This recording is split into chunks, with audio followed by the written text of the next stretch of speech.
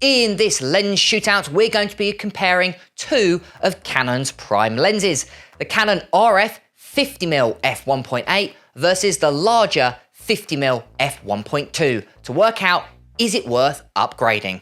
And I'm going to start right now.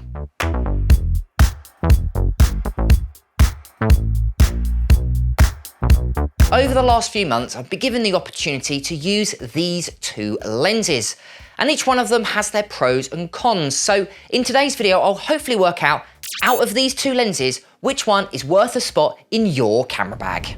First up, let's talk about the overall build quality and the design of the lenses. Now, both of these lenses have got a premium plastic and metal construction, and both these lenses are designed to work with Canon mirrorless cameras, but that is where the similarities end.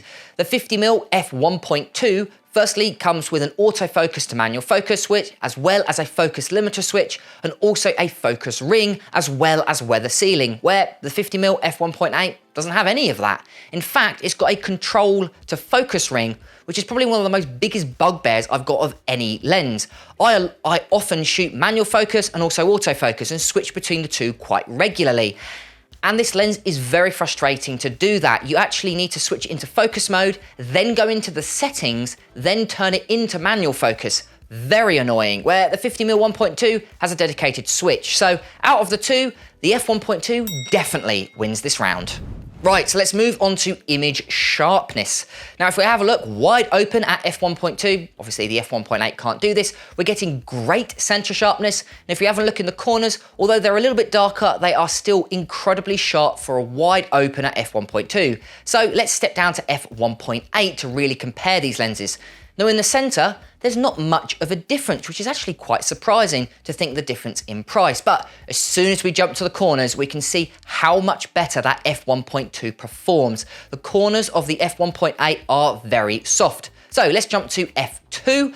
Out of these two lenses, they're again very similar, although I would say the f1.2 is a little bit sharper. And if we jump to the corners, again, same story. You can really see how much sharper that f1.2 is. So if we jump to f2.8, again, similar story in the center. And again, if we go to the corners, we can definitely see there is a difference. So out of these lenses, you can definitely see, especially wide open, and even when you step down, that f1.2 is so much sharper. So that is what's getting a check mark in this round. So next up is distortion and vignetting. Now, if we'll have a look side by side, wide open at f1.2, obviously the f1.8 can't do that. You can see that there's pretty much no distortion, but a decent amount of vignetting. We can push that vignetting to the corners if we step down to f1.8, where we can now compare the two, and you can see that there's far less distortion and far less vignetting on the f1.2 lens at f1.8. The f1.8 lens, there is a little bit of distortion. It's not bad, but definitely not as good as the f1.2. Then if we step down to f2, we can again see there is a little bit more vignetting on the f1.8 versus the f1.2. And it's the same story for f2.8. And at f4, these lenses pretty much have no vignetting beyond that point, but distortion is still there, at least more on the f1.8 versus the f1.2. So that is what's getting a check mark in this round.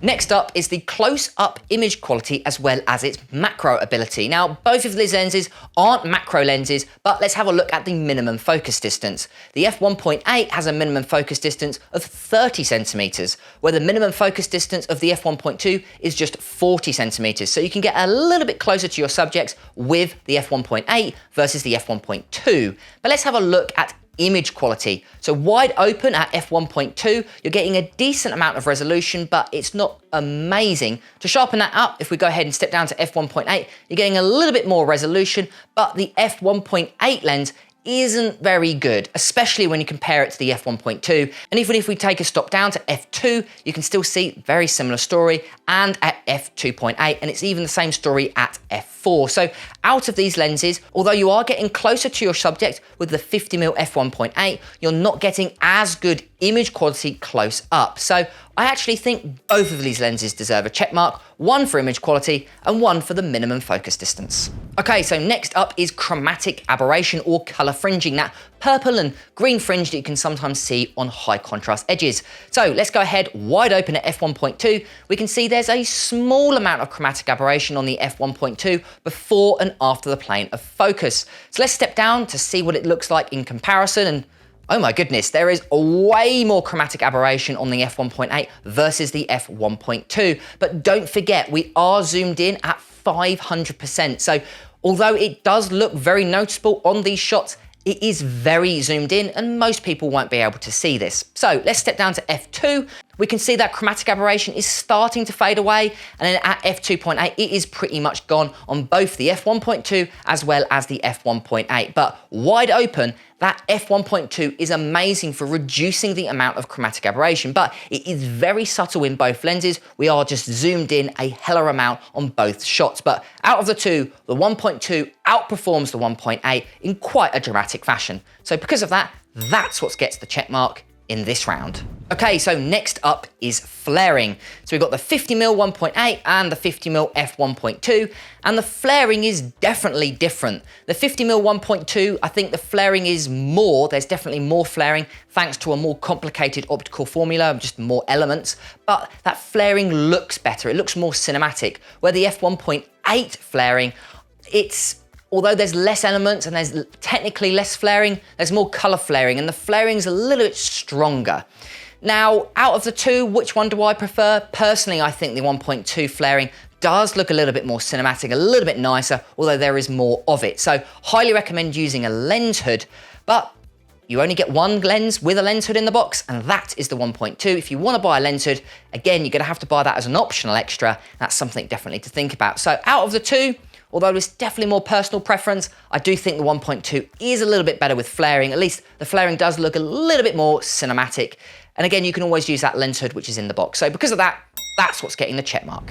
Next up is the overall size and weight. And well, this is an easy one to work out. Look at the size difference between the 1.2 versus the 1.8. The 1.2 comes in at 950 grams, where the 1.8 only comes in at 160 grams. And if we have a look at them side by side, this is obviously with both of the lens hoods on, the 1.2 is massive. So yeah, size and weight aspect, a landslide victory for the 1.8. And that's what's getting the check mark. So next up is the overall autofocus. Now both of these lenses use a different type of autofocus system. The f1.8 uses a STM or stepping motor system, and it does externally zoom from the barrel, so it does get slightly longer when zooming in and zooming out, where the f1.2 uses an ultrasonic focus motor, which is a little bit quieter and also a little bit quicker, and I'll say a little bit more precise in a low light environment. It's also internally focused as well, so the lens barrel doesn't get longer or shorter when you zoom in or out. Now out of the two, in a normal situation, it's very difficult to determine the difference.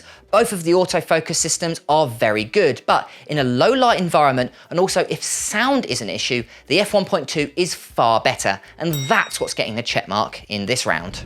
And next up is image stabilisation, and well, neither of these lenses have image stabilisation. If that's important to you, I recommend buying a camera with IBIS, which stands for in-body image stabilisation, like for example the R5, the R3 or the R6 Mark II. But these lenses don't have image stabilisation built in, so it's a draw. And last but not least is price. And as you can imagine, the 1.2 is far more expensive than the 1.8, but how much more? Well, the 1.2 comes in at a whopping £2,449, and used, you're going to be looking around £1,500 to £1,600, where the 1.8 comes in at far better value for money, brand new, coming in at £179, and used in reasonable condition around £100 to £150. So this is an easy one to work out for price. This 50mm 1.8 is probably the best value lens on the market and far better than the 1.2, and that's what's getting the check mark. And there we go, so there is my lens shootout between these two popular prime lenses. But which one won? Well, obviously it's the 50mm f1.2 with an overall score of 6 versus just 3 for the 1.8. But out of the two, which one would I recommend? Well, you might be surprised, it's actually the 1.8.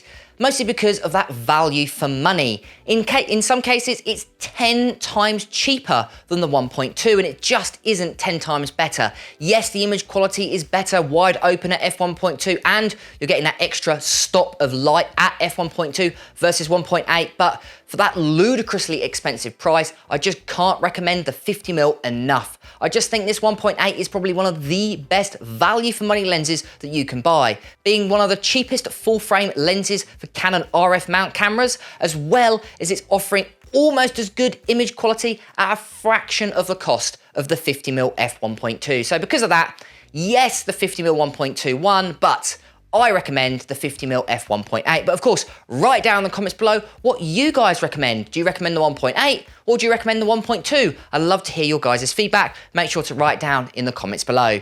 I've been James for Photo Fever, and I'll catch you guys next time.